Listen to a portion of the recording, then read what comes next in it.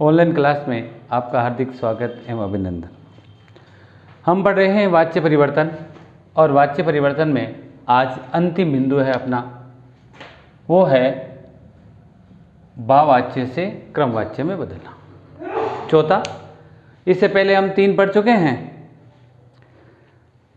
कर्तृवाच्य से क्रमवाच्य, कर्तृवाच्य से भाववाच्य, फिर पढ़ा था कल के वीडियो में क्रमवाच्य से कर्तृवाच्य, और आज हम पढ़ेंगे, माफ करना, आज हम पढ़ेंगे भाववाच्य से कर्तृवाच्य। भाववाच्य से क्रमवाच्य नहीं होता, भाववाच्य से कर्तृवाच्य।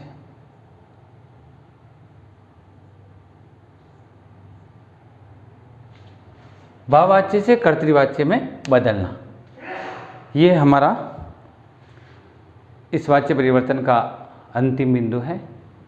तो सबसे पहले हम देखेंगे वाक्य कि वाक्य किस वाच्य का है और किस वाच्य में बदलने लायक है।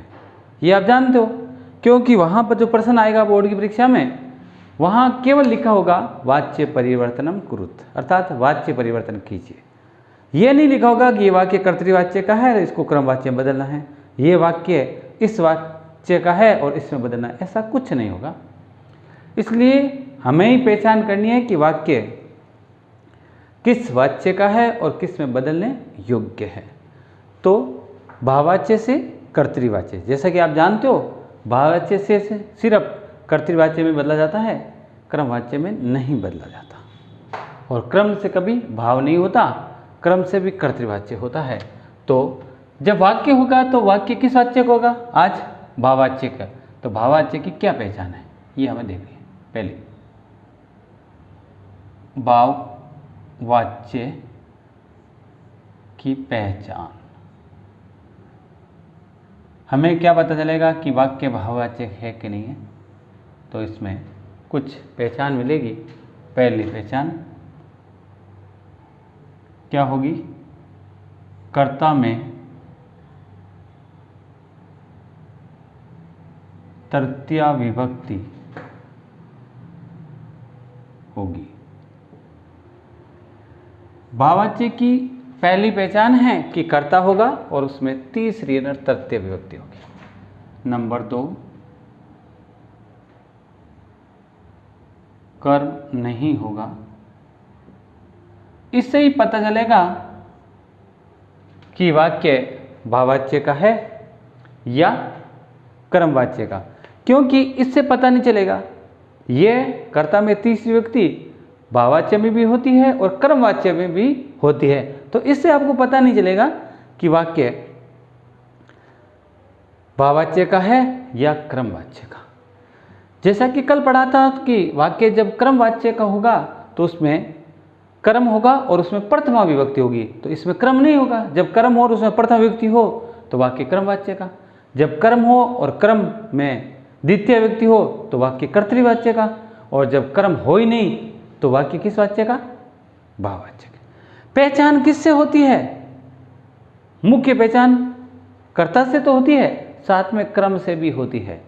अगर कर्म है और उसमें पहली विभक्ति है तो वह वाक्य निश्चित ही कर्मवाच्य का है, और कर्म है और उसमें दूसरी विभक्ति है तो वाक्य निश्चित ही कर्तृवाच्य का है, और अगर वाक्य में क्रम नहीं है तो वाक्य निश्चित ही भाववाच्य का है। तो इसमें क्रम नहीं होगा। तीसरी पहचान,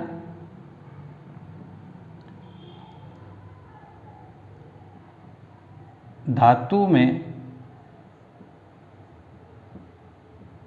आत्मनेपदी लट लकार का प्रथम पुरुष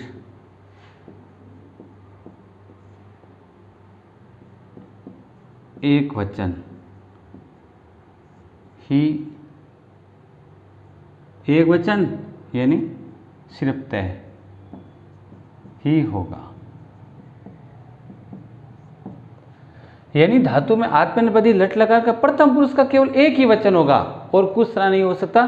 सिर्फ प्रथम पुरुष होगा और एक वचन होगा, अर्थात धातु के अंत में ते लगा होगा, तो जिससे पता चलेगा कि वाक्य किसका है, भाववाच्य का। तो ये 3 पहचान है जिससे पता चलता है कि वाक्य भाववाच्य का है। अब जैसे हमें कैसे, ये देखो क्या वाक्य भाववाच्य का है क्या,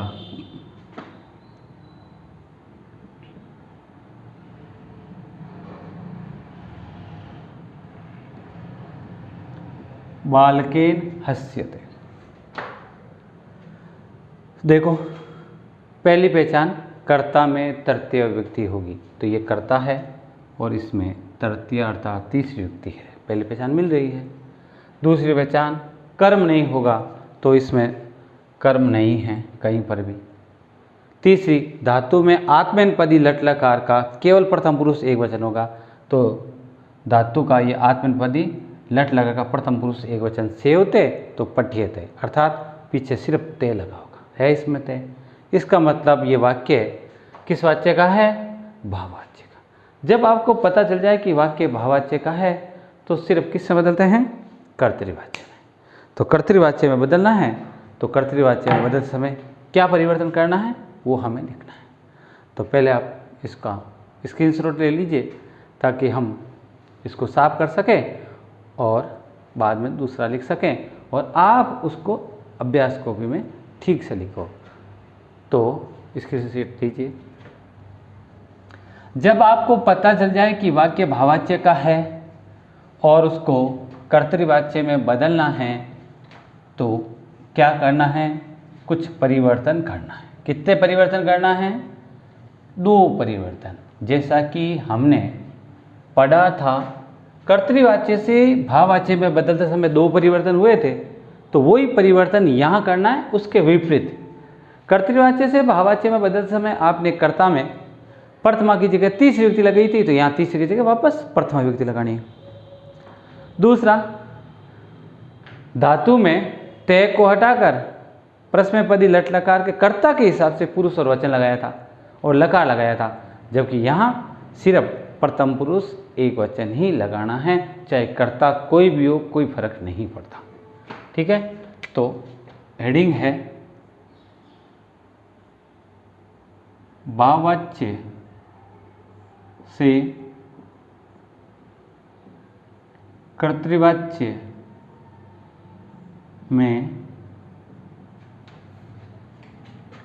बदलते समय, जब बदलोगे तो बदलते समय निम्न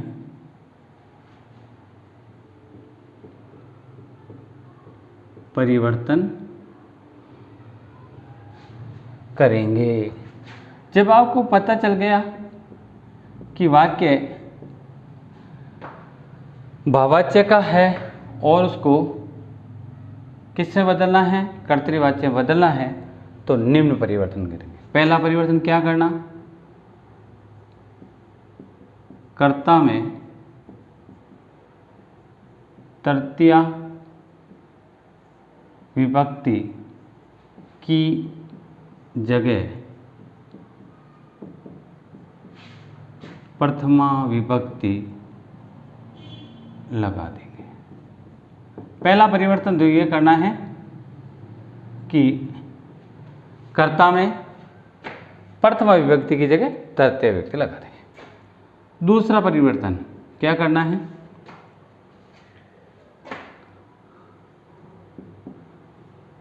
धातु में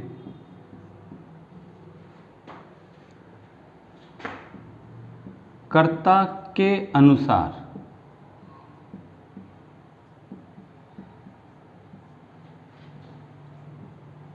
पुरुष व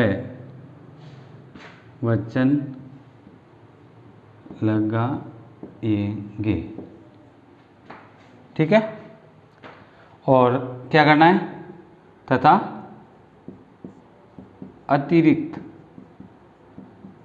अतिरिक्त लगे ये को हटा देंगे। बस ये काम करना है। अतिरिक्त जो धातु में ये लगा उसको हटाना है, और फिर जो कर्ता है उसके अनुसार प्रथम पुरुष वह वचन लगाएंगे।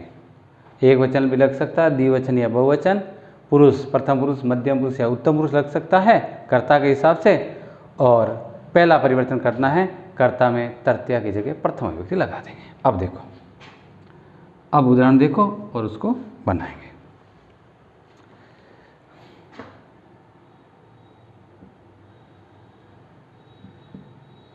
अस्माभिः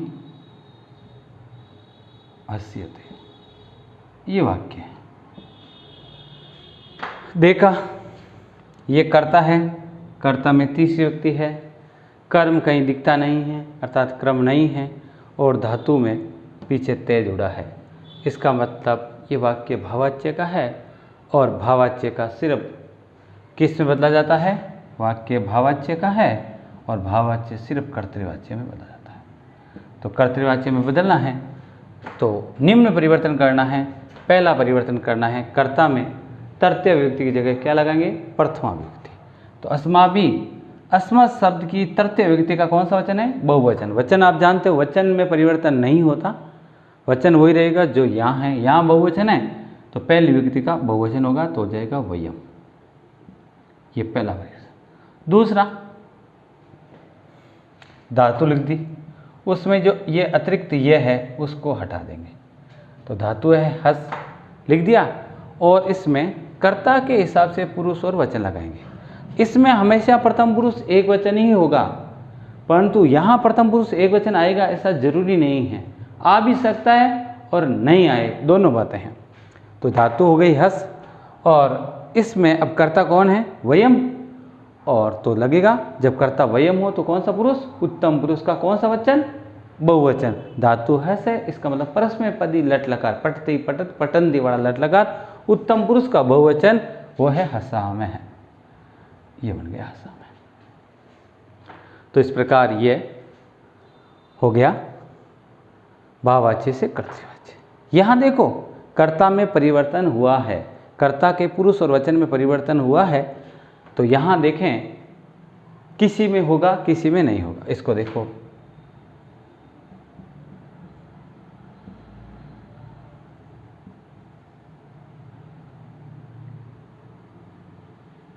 यहाँ देखें तो नहीं, यहाँ देखते हैं ऐसे,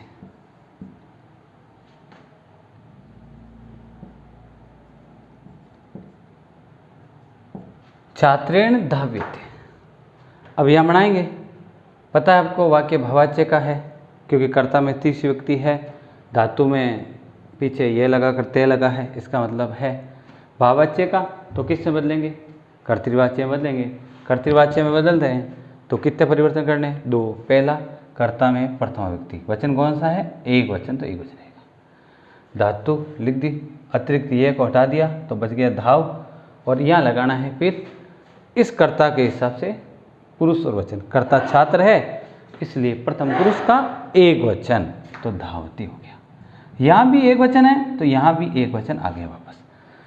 इसकी वजह से ये नहीं आया, इस कर्ता की वजह से आ गया, क्योंकि कर्ता अहम आवाम वयम तुअम युवाम यूयम के अलावा कोई और है इसलिए लगा प्रथम पुरुष, और कर्ता एक है इसलिए लगा एक वचन।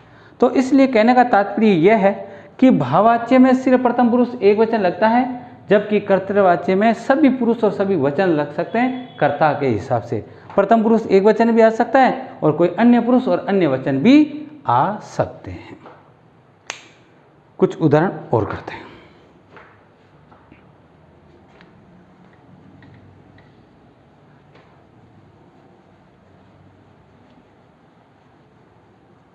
अब देखो अगला वाक्य,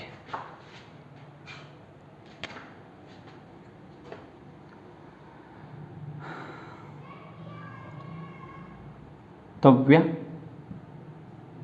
अपि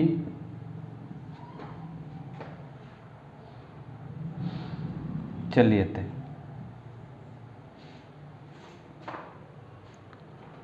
अब ये वाक्य है, देखा कर्ता में तीसरी व्यक्ति है, कर्म नहीं है, और धातु के पीछे ये लगा। ये कर्म नहीं है, कर्म वह होता है जिसमें दूसरी व्यक्ति होगी, या कभी कभी वाक्य क्रम वाच्य का होगा तो उसमें कर्ता में प्रथम विभक्ति भी होगी। तो यहाँ ये अवयव है तो इसलिए इसकी कोई भूमिका नहीं है।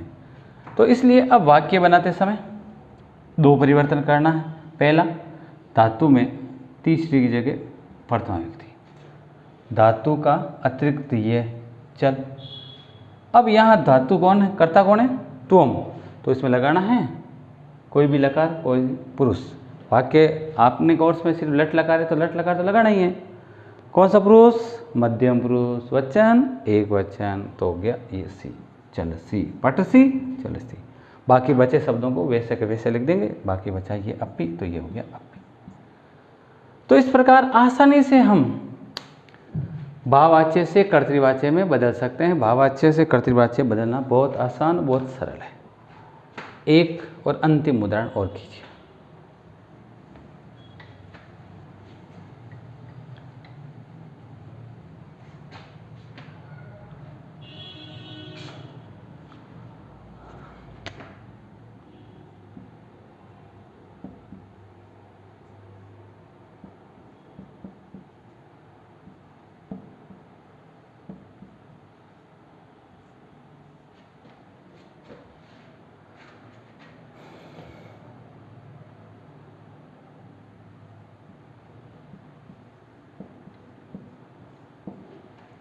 ताभ्याम बालकाभ्याम व्यत्यते।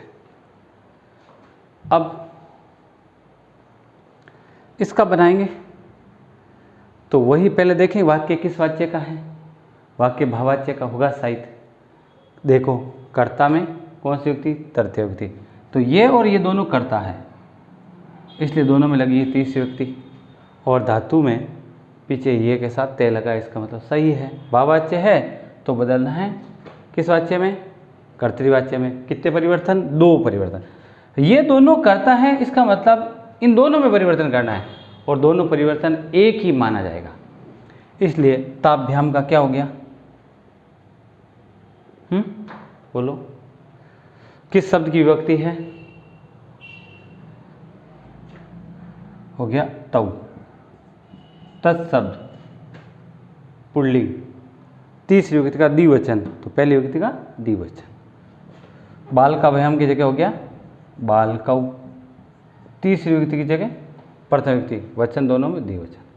धातु क्या हो गया, वध, अतिरिक्त ये हटा दिया, ये लिखा है अतिरिक्त ये हटाएंगे, हटा दिया। और फिर अब आप लोग आना है लट लकार। लट लकार भी कहीं पर लगेगा आत्मनेपदी लट लग, और कहीं पर लगेगा प्रश्नपदी लट लकार, कहीं पर आत्मनेपदी। वो धातु पर निर्भर करेगा। धातु क्या है, वध, जो प्रश्नपदी की है इसलिए लगेगा प्रश्नपदी लट लकार। कर्ता तौ बाल को है इसलिए प्रथम पुरुष एक वचन, तो बन जाएगा वदतः। तो इस प्रकार बहुत सरल है, आसानी से हम भाववाच्य से कर्तृवाच्य में बदल सकते हैं। एक उदाहरण और कीजिए अंतिम, उसमें कुछ नया है।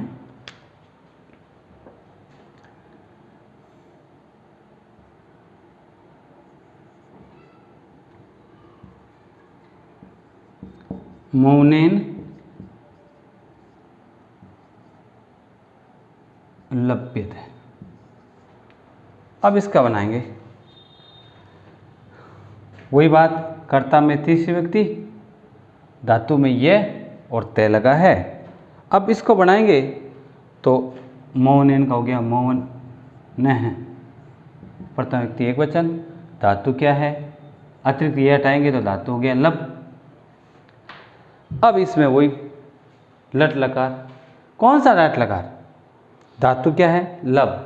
लब धातु किस श्रेणी की है, आत्मनेपदी की, तो इसलिए लगेगा आत्मनेपदी लट लकार, नहीं सेव धातु लट लकार वाले अवयव लगेंगे। कर्ता कौन है, मौमन, तो प्रथम पुरुष एक वचन, तो हो गया सेवते, तो यहाँ हो जाएगा लभते। ये लो। तो इस प्रकार हम आज आसानी से बना पाए भाववाच्य से कर्तृवाच्य में। सबसे पहले वाक्य होगा उसकी पहचान करनी है। भाववाच्य की पहचान ये है कि कर्ता में क्या मिलेगी आपको, तीसरी व्यक्ति होगी और धातु में अतिरिक्त ये लगा होगा और पीछे से ते लगा होगा, क्योंकि भाववाच्य में केवल प्रथम पुरुष एक वचन ही लगता है। और विशेष जो है ये दोनों बातें, ये दोनों बातें, ये दोनों, ये और ये किस में भी हो सकती है?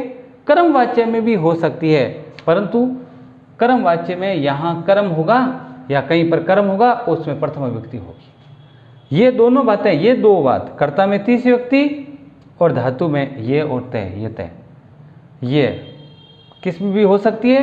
कर्म वाच्य में भी हो सकती है, परंतु कर्म वाच्य तब होगा, ये दोनों हो सकती है, साथ में कर्म में पहली विभक्ति होगी तब वो कर्म वाच्य होगा। इसमें कर्म नहीं है, इसका मतलब ये कर्म वाच्य का नहीं है, भाववाच्य का, जैसा कि पहले भी कह दिया।